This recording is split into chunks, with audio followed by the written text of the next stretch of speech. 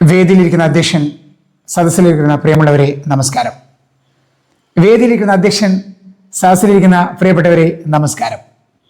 ഇങ്ങനെ രണ്ട് രൂപത്തിലുള്ള പ്രസംഗത്തിൽ നമുക്ക് കാണാൻ സാധിക്കും.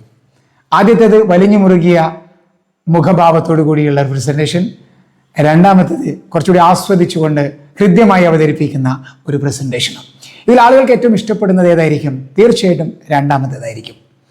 നമ്മൾ അവതരിപ്പിക്കുന്നത്, നമ്മൾ ഇഷ്ടപ്പെട്ട് അവതരിപ്പിക്കുമ്പോൾ, നമ്മൾ പറയുന്നതിൽ നമ്മൾ ആസ്വാദനം കണ്ടെത്തുമ്പോൾ തീർച്ചയായിട്ടും അത് ഹൃദയത്തിൻ്റെ പ്രസന്റേഷൻ ആയിരിക്കും.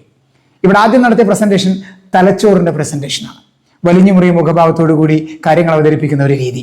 രണ്ടാമത്തേത് ഹൃദയ സാന്നിധ്യത്തോടുകൂടി ഹൃദ്യമായി അവതരിപ്പിക്കുന്ന രണ്ടാമത്തെ രീതി ഹൃദയത്തിൻ്റെതായ ഒരു അവതരണ രീതിയാണ്.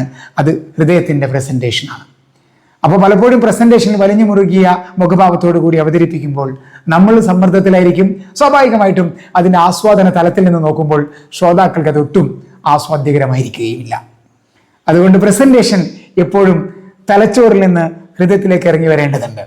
അതിനുവേണ്ട പരിശ്രമം നമ്മൾ നടത്തുമ്പോൾ നമ്മുടെ പ്രസന്റേഷൻ എപ്പോഴും ഹൃദ്യമായിരിക്കും, മനോഹരമായിരിക്കും. നിങ്ങളുടെ പ്രസന്റേഷൻ തലച്ചോറിൽ നിന്നും ഹൃദയത്തിലേക്ക് ഇറങ്ങി വരുന്നതായി മാറട്ടെ.